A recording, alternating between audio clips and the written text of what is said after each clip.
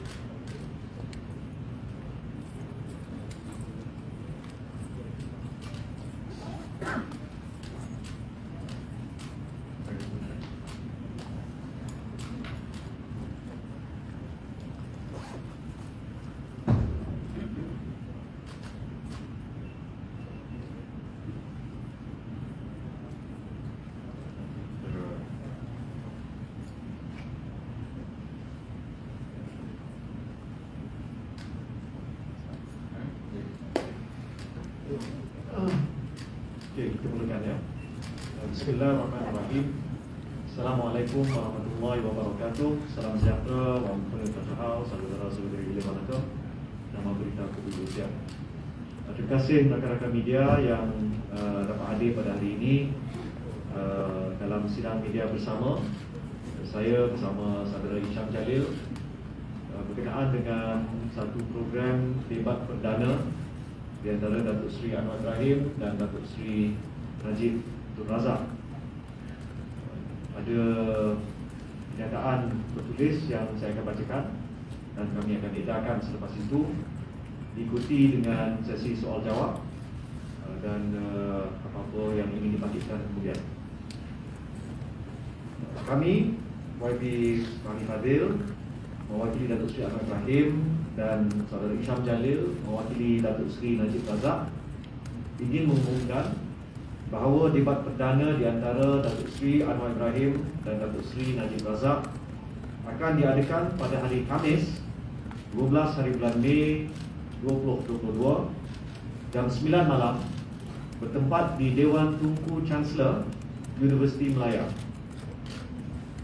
Debat perdana ini akan dapat disaksikan secara langsung sama ada melalui saluran media-media yang akan diumum kemudian atau secara fizikal di Dewan Tunku Chancellor Universiti Melaya di atas jemputan Datuk Seri Anwar dan Datuk Seri Najib. Maklumat terperinci berhubung kehadiran fizikal akan diumum kemudian. Secara amnya, format debat perdana ini akan merangkumi 3 bahagian. Pertama, berhubung permasalahan yang dihadapi syarikat minyak dan gas Sapura Energy serta sama ada ianya perlu diselamatkan atau tidak. Kedua, berhubung masa depan Malaysia merangkumi aspek ekonomi, politik, urus tadbir serta hala tuju negara. Ketiga, sesi soal jawab. Kami percaya ramai yang menantikan debat perdana ini. Kami juga percaya acara ini akan memberi peluang kepada rakyat Malaysia untuk menilai dan meraihkan idea, hujah serta pandangan yang berbeza dalam suasana yang aman yang mencerminkan budaya berpolitik yang lebih matang. InsyaAllah kita jumpa 12 Mei nanti. Terima kasih Bobby Fahmi. Saya ingat itu saja kenyataan dia untuk kita buka terus pada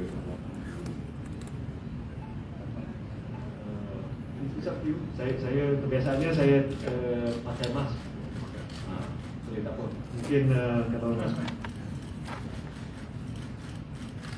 ada soalan? Ada soalan? Selamat pagi, saya dari Suara Merdeka. Saya ada 2 soalan. Yang pertama, soalan saya yang pertama ialah siapakah yang akan jadi pemudasyara? Dan kedua, apabila di atas jemputan, berapa ramai yang kita lihat akan hadir secara fizikal di Dewan itu nanti? Terima kasih.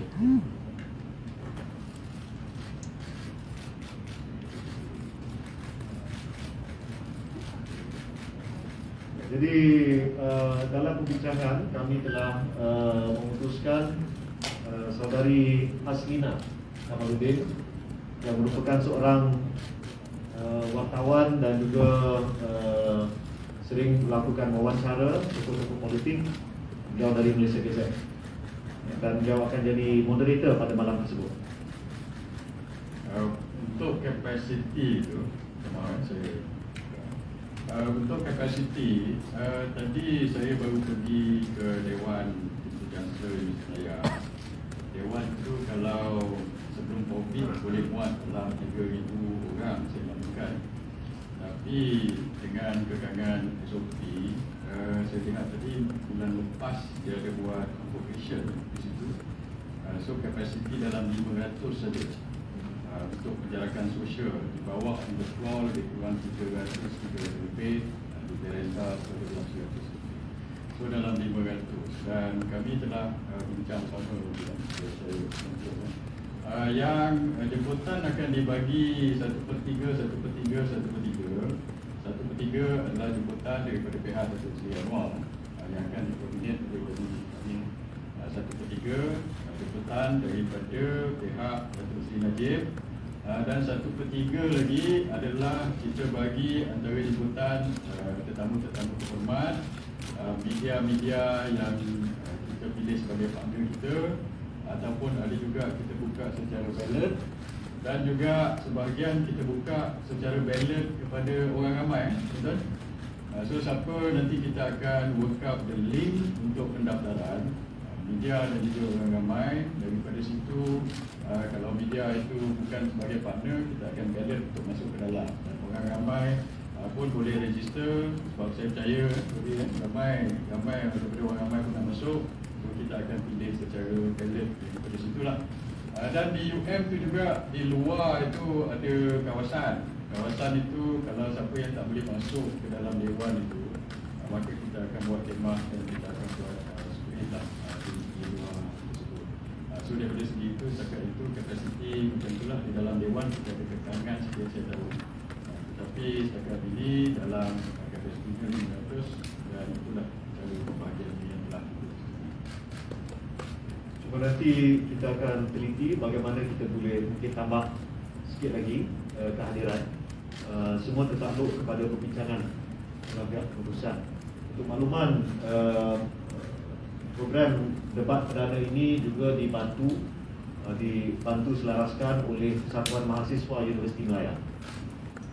Jadi mereka akan bantu, ini kawasan kejiranan mereka, jadi dalam kawasan jajahan mereka. Jadi kita akan bekerjasama dengan pasukan dari Persatuan Mahasiswa Universiti Melaya. Dia bermula jam 9 dan berakhir selama sejam, 2 jam? Sejam ke mungkin dalam masa 2 jam? Kita rasa dalam sejam setengah ke 2 jam. Sebab dia ada 3 part. Part pertama itu kita akan bincang pasal isu Sakura, part pertama. Dan part kedua itu adalah topik yang lebih wider, lebih wide, iaitu masa depan Malaysia. Sebab kita fikirkan, sebab kita ada 2 tokoh politik veteran, mungkin regulasi politik lah, regulasi politik tanah air. Mungkin takkan kita nak debat satu isu pasal satu company saja, tuan-tuan. Mungkin adalah lebih baik alam-alam kita buat debat ni, kita bagi peluang selama setengah jam kedua itu untuk mereka membentangkan hujah-hujah dan idea untuk masa depan negara. Dan ketiga itu mungkin dalam tempoh setengah jam kita buka pada soal jawab. Soal jawab detail itu nanti kita akan perincikan macam mana. Adakah soal jawab daripada netizen ke, daripada hadirin ke, daripada atau kita pilih soalan yang lebih terbuka dan sebagainya, kita akan perincikan bersama. Dan itu setengah jam. Tapi kita ada buffer lah, lagi setengah jam itu kita jangka 1 jam setengah. Tapi menandangkan kedua tokoh politik ini, saya rasa kita letak buffer 1 jam untuk kita estimate mula pukul 9 habis pukul 11. Cik Syam, soalan terakhir kepada saya lah mungkin. Sebenarnya apabila diadakan debat perdana seperti ini, apa objektif sebenar? Adakah mahu rakyat melihat bahawa kedua-dua pemimpin ini mempunyai agenda yang tersendiri, ataupun kedua-dua pemimpin ini berfikir untuk bekerjasama menjelang PRU ke-15 ataupun nak jadi champion menjelang PRU ke-15? Sama ada daripada pihak Pakatan Harapan ataupun PKR ataupun daripada Barisan Nasional UMNO. Terima kasih. Okey, ada 2 part soalan tu. Part pertama saya jawab dia. Part pertama adalah apa agenda mereka. Saya tak boleh speculate lah apa agenda mereka. Yang saya tahu mereka telah bersetuju untuk berdebat, dan kita bekerjasama untuk uruskan perdebatan inilah pada debat ini. Yang kedua itu sama ada kerjasama kita ni macam ini bukan jajaran baru, tuan-tuan. So sebab kita nak bersetuju untuk 3 perkara tadi, tempat, moderator dengan tarikh pun sampai boleh lanjut satu debat lain Sampai boleh bergaduh. Saksi ada seorang kat sini, saksi depan ni. Saya ingat ada banyak puluh-puluh lagi perkara yang kita tak selesaikan ini lagi, nanti kita akan bincangkan. So kita punya kerjasama ini adalah untuk anjurkan debat ini sajalah, bukan kerjasama politik. Saya tak boleh nak kata beyond jalan. Tapi saya juga ambil maklum bahawa ini mungkin kali pertama dalam 20 tahun atau mungkin dalam sejarah yang pihak daripada UMNO dan Barisan Nasional dengan PKR untuk satu dalam visi yang sama. Tak pernah lagi berlaku macam ini. Tapi ini kita buat untuk anjur debat ni lah dulu. Yang politik tu lain lah. Tapi itulah setakat ini. Terima kasih. Jadi soalan? Ia jelas menunjukkan ni adalah bukti bahawa kematangan politik semua pihak dan semua parti termasuk UMNO, PKR dan sebagainya pada pandangan dua-dua pihak. Betul. Saya setuju sebab saya rasa tiba masa ni untuk politik Malaysia ni membiasakan diri untuk berdebat. Di negara-negara maju pun ahli-ahli politik mereka dah biasa berdebat. Perdebatan ini adalah persaingan idea dan persaingan hujah sebenarnya. Dan bila mereka ini menang, ahli politik utamanya dia menang, dia masuk Dewan Undangan Negeri dan dia masuk Parlimen tu, mereka perlu berbahas, berhujah dan berdebat juga. So sebab itu sebelum pilihan raya dan sebagainya ataupun kita nak pilihan raya atau sesuatu isu itu, kita kena biasakan berdebat. Dan saya sokonglah perdebatan ini. Berdebat tak masuk kita bertelingkang atas tuntas. So kita tengok macam mana mereka boleh memberi hujah secara matang. Ya, saya berpandangan sama seperti Saudara Hisham. Kita biasanya kalau mutakhir ni berpandangan zero, ada pandangan zero terhadap ahli politik, terhadap ahli parlimen, dan itu kita tak boleh lari natijah dari insiden-insiden yang berlaku. Harapan saya secara peribadi, bila kita anjurkan program seperti debat perdana ini, maka dia membuka hati rakyat Malaysia kepada mungkin corak politik yang lebih matang, budaya politik yang mungkin kita boleh berbeza pandangan, tapi tidaklah begitu tajam sehingga kita bermusuhan dan berdendam kesumat. Kita kena ingat dua tokoh ini, sejarah mereka dalam politik tanah air ini memang begitu lama. Dan semestinya ada yang berfikiran bagaimana Datuk Seri Anwar boleh bersetuju untuk berdebat dengan seorang yang pada ketika Datuk Seri Anwar masuk ke penjara, beliau merupakan Perdana Menteri. Datuk Seri Najib merupakan Perdana Menteri pada waktu itu. Tapi yang saya lihat, kita boleh ambil pengajaran daripada kesediaan kedua pihak ini untuk menghadiri satu program seperti ini. Sepatutnya memberi keyakinan kepada rakyat Malaysia bahawa untuk kita hidup secara harmoni, kadang-kadang kita kena ketepikan perbezaan. We can forgive but maybe not forget, but we must move forward. Bagaimana? Kita kena tengok siapa yang ada idea yang lebih bernas, yang lebih rasional, yang lebih baik. Dan nak tak nak, dalam suasana politik hari ini, kawan dan lawan dalam politik ni dia dah sama. Kita tak tahu siapa sebenarnya dalam kerajaan, siapa sebenarnya dalam pembangkang, ya. Dan oleh itu yang membezakan kita adalah hujah, idea, keterampilan, cara kita membawa gagasan, ya, pandangan. Dan saya lihat ini peluang yang baik untuk bersandar politik tanah air. Sama ada kita setuju ataupun tidak dengan pandangan masing-masing. Memang Saudara Hisham dengan saya, kita berbincang, adakah wajar kita buat secara live, adakah nanti penyokong-penyokong akan hadir dan sorak-sorai, ya, adakah itu akan mencetuskan satu keadaan. Tapi saya percaya kita semua mahukan yang terbaik, dan kita bukanlah rakyat Malaysia ni bukan dari golongan yang kalau kita tidak provok maka tidak akan berlaku apa-apa. Dan kita nak membiasakan cara kita mendepani persaingan politik. Saya tak guna musuh politik, pesaing politik dalam cara yang sebenarnya sangat sihat bagi demokrasi di Malaysia. Ada soalan lain?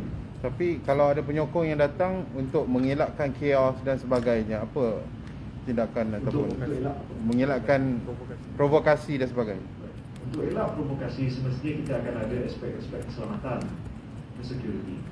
Jadi memang kita ada bincang dan ada beberapa perkara yang kita akan usahakan, dan crowd control tu, floor manager dan sebagainya kita akan usahakan secara profesional.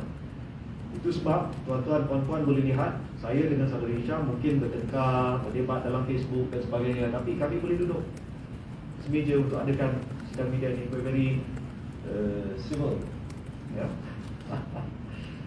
Dan ini saya percaya sekiranya kami menjadi contoh kepada para penyokong, insya-Allah pada 12 hari bulan Mei nanti saya percaya program ini dapat kita jalankan dengan baik, insya-Allah.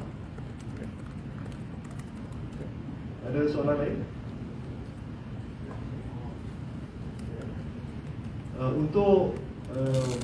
Untuk media rasmi, nanti kita akan umumkan. Mungkin kita tak payah nak panggil sidang media yang berikutnya, kecuali ada apa-apa yang betul-betul kritikal lah. Tapi kita akan umumkan mungkin dalam masa seminggu dua, definitely sebelum raya lah, insyaAllah. Media ini kita terbuka. Kita akan bagi peluang kepada semua media untuk hadir lah. Kita ada media partner yang kita akan bincangkan, kita akan tentukan. Sebab ada dua jenis broadcast, satu TV pun kita ambil. Kita kena broadcast melalui televisyen dan satu lagi melalui media sosial. So partner untuk TV itu dan partner untuk media sosial, dan yang ini kita akan gabungkan lah semua. So it's not going to be satu atau dua media saja untuk kita buka, tapi kita akan koordinat bersama. Okey. Kalau tak ada apa-apa hal yang lain, saya nak ucapkan terima kasih ya, Saudara Hisham dan saya kerana hadir. Dan insya-Allah kita akan jumpa 12 hari bulan Mei nanti. Sekian, terima kasih.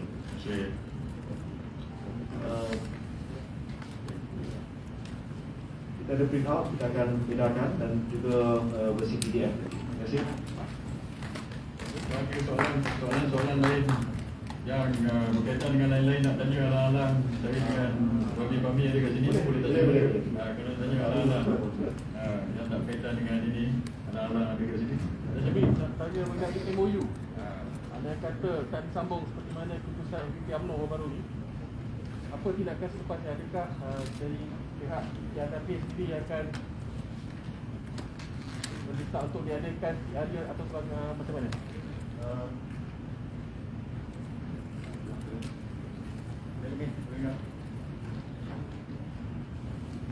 Dia off lah. Dah ya.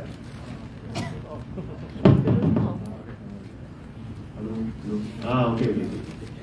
Jadi sebagai salah seorang yang membantu draft MOU dan juga wakil Pakatan Harapan dalam jawatan kuasa pemandu MOU, memang jelas dalam MOU ni dia ada dua perkara yang signifikan berhubung tamat tempoh pelaksanaan MOU dan juga berhubung pembuatan parlimen.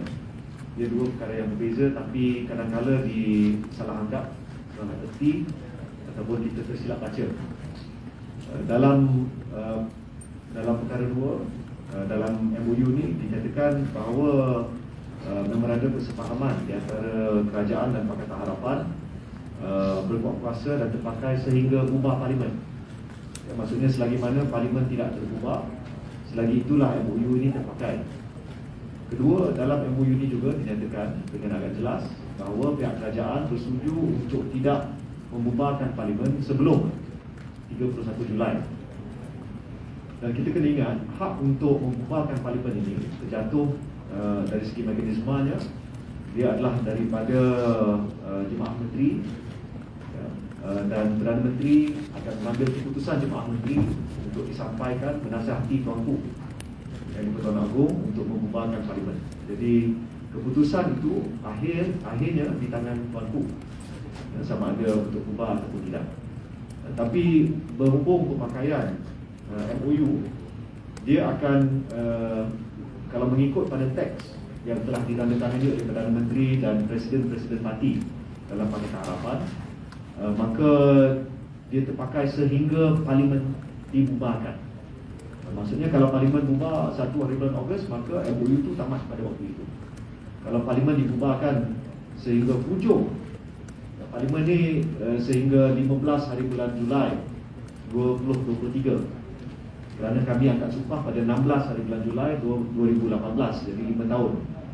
Jadi tarikh akhir Parlimen ialah 15 hari bulan Julai 2023.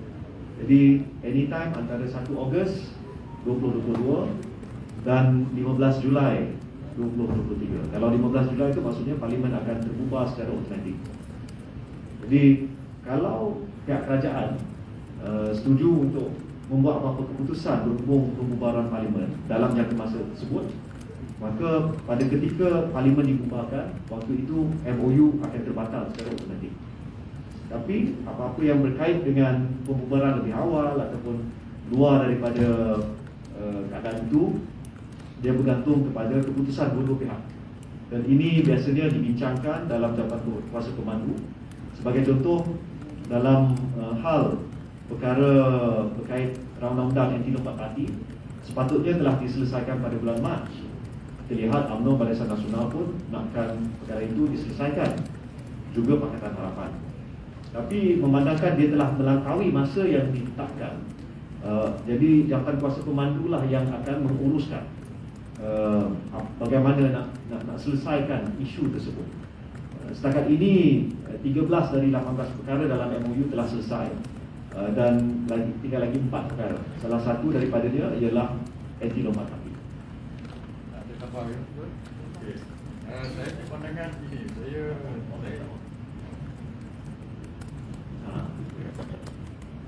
saya tak boleh nak mewakili kepimpinan parti saya sebab saya bukan dalam majlis tertinggi, tapi saya daripada akar uji UMNO lah. Saya boleh punya wakil di akar uji tertinggi. Pandangan saya kena uji ini, MOU ni adalah antara kerajaan dengan PH. UMNO tak pernah setuju tanda tangan MOU dengan PH, dan majlis tertinggi UMNO tak pernah setuju tanda tangan MOU dengan PH tersebut. So sebab itu kita tidak tingkat dengan MOU itu. Sebab itu juga saya ada tulis semalam berkenaan kenyataan daripada Muhammad Peniluk. Dia kata UMNO jangan masuk dapur. So saya nak jawab sikit sini. Nombor satu, kita memang tak setuju lah MOU itu. So sebab itu juga kita tak terikat kalau kita nak sarankan kepada Perdana Menteri untuk ubah Parlimen. So itu antara kerajaan dengan PH, bukan antara UMNO dengan PH. So sekarang UMNO dah buat keputusan untuk sarankan betul yang kita tidak akan lanjutkan MOU itu. Kita tidak akan sokong kalau kerajaan ingin lanjutkan MOU itu, dan kita juga tidak terkekang apabila kita nak sarankan kepada Perdana Menteri untuk membubarkan Parlimen lah kalau kita nak sarankan. Dan walaupun YB Anthony Lok kata UMNO dengan masukkan MOU, tapi dia kena ingat Perdana Menteri itu adalah Perdana Menteri daripada parti UMNO. So Perdana Menteri daripada parti UMNO juga, of course, dia ni parti man. Saya tahu Datuk masa ini parti man, dia akan, saya ingat parti man biasa akan konsult dengan kita dulu lah. So saya dengan parti itu, saya percaya dia akan buat itu sebab dia. Sebab itu apa yang dikata oleh Wadi Terlindo itu, supaya kita jangan masuk campur lah dan sebagainya itu, saya rasa dia tak faham kena dengan yang perlu ini antara kerajaan ini dan langsung kita tak fikirkan. Jadi itu kalau kita nak saran kepada Kabinet untuk ubah Parlimen dan sebagainya, itu kita bisa. Terima kasih. Ada apa-apa soalan lain? Bagi kami mengenai pemilihan PPR sikit boleh? Boleh?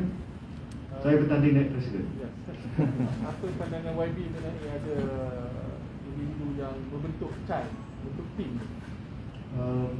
Saya rasa nak tak nak, dia itu adalah lumrah, itu adalah resmi dalam mana-mana pertandingan. Orang akan lihat sekumpulan ni mereka selalu bergerak bersama, jadi akan ada persepsi.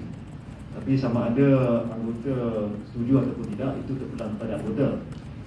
Kalau kita lihat, biasanya dalam keadilan ni, contohnya saya ada di kalangan sini anggota daripada Lembah Pantai. Kalau saya suruh mereka pilih A, kadang-kadang mereka pilih B, degil. Jadi tak ada, lawan saja. Tapi maksudnya akhirnya yang membuat pilihan itu adalah anggota semua. Ini yang baiknya satu anggota satu undi. Maksudnya at the end of the day, pemilihan ataupun pilihan itu bergantung kepada penilaian anggota terhadap mana-mana satu pimpinan. Dan sebenarnya sistem CHAI ini, kalau kita lihat, dia lebih kepada sekiranya tokoh-tokoh itu mungkin kurang dikenali, biasanya lah, ataupun senarai dia panjang. Jadi untuk memudahkan, mereka mengharapkan semua boleh. Dulu masa pemilihan 2018 memang ada boleh kita katakan pada waktu itu wujud mungkin mereka tak kenal, maka mereka pilihlah siapa-siapa yang dicadangkan oleh mana-mana pihak. Tapi bila kita teliti keputusan, dia tidak memberi bayangan bahawa CHAI ini berkesan. Sebab nak tak nak, kadang-kadang orang ni saya tak suka dia ni, saya suka dia ni. Jadi at the end of the day, bila satu anggota satu undi, dia berbeza dengan sistem perwakilan, maka mereka akan buat keputusan berpandukan cara mereka memikir tentang calon-calon tersebut. Cuma bagi keadilan, kita mengamalkan sistem pemilihan yang hybrid. Bukan sahaja dari segi pengundian yang akan berlaku pada 13 hingga 20 hari bulan Mei secara fizikal dan online, tapi pemilihan pimpinan juga secara hybrid, iaitu yang disebut sebagai top 6, top 5, top 5 untuk pimpinan pusat, wanita dan angkatan muda. Itu akan dipilih secara satu anggota satu undi. Tapi bagi MPP ataupun Exco, barisan lebih kurang 20 orang pimpinan itu akan dipilih di Kongres pada 24 hari bulan Jun, 24 ke 26 hari bulan Jun, melalui sistem perwakilan. Jadi situ pun ada hybrid. Sama ada sistem CHAI ini akan digunakan ataupun berkesan, kita tunggu dan lihat. So maknanya sistem CHAI ini tidak akan memberi kesan bersalah, sebab akhirnya terpulang kepada anggota. Dia, bagi saya, I trust in the wisdom of the members. Okay. Ya, ada apa-apa soalan lain? Kalau tak, kita tamatkan dulu, dan insyaAllah kita akan jumpa pada 12 hari bulan Mei. Sekian, terima kasih. Selamat berpuasa, selamat buka, selamat hari raya.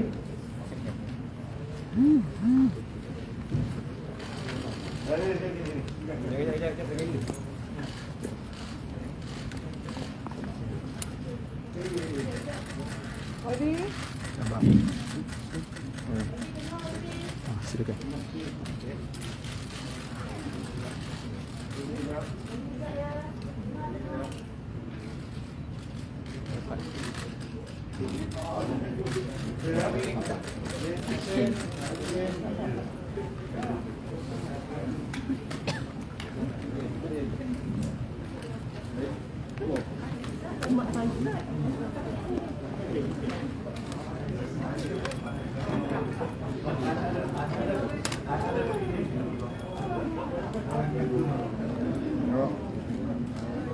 Masuk, aku tinggal di sini.